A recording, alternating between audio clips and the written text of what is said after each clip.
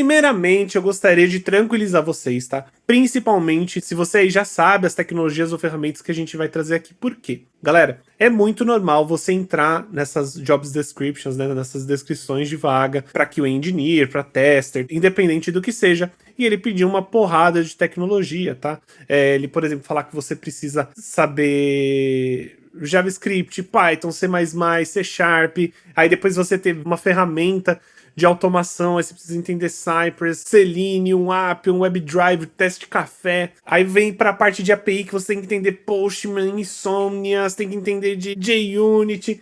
Tem uma porrada de coisa que eles colocam nessas vagas. E não necessariamente, tá, galera? Tudo isso que eles estão pedindo é para você ter. Na verdade, eles colocam aquelas informações porque caso você saiba uma dessas tecnologias, significa que você já está conforme a descrição da vaga.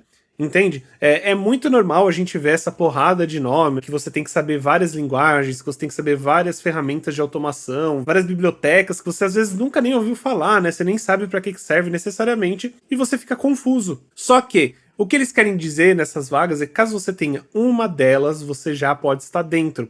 Pode até acontecer que algumas falem assim, você tem que saber Cypress e Postman. Porém, não necessariamente você precisa saber aquelas duas, você só precisa ter noção de como trabalhar com elas.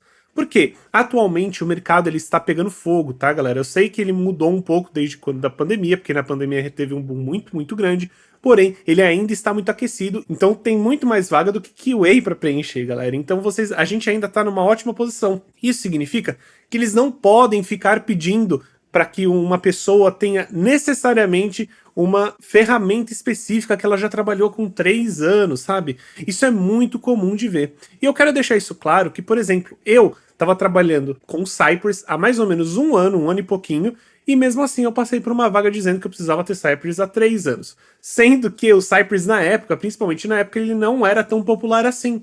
Então como que eu vou ter experiência de 3 anos de uma ferramenta que ela tá popular há 2, 3 anos? Ela começou a ficar popular há uns 2 anos atrás, né? Na época quando eu comecei a usar.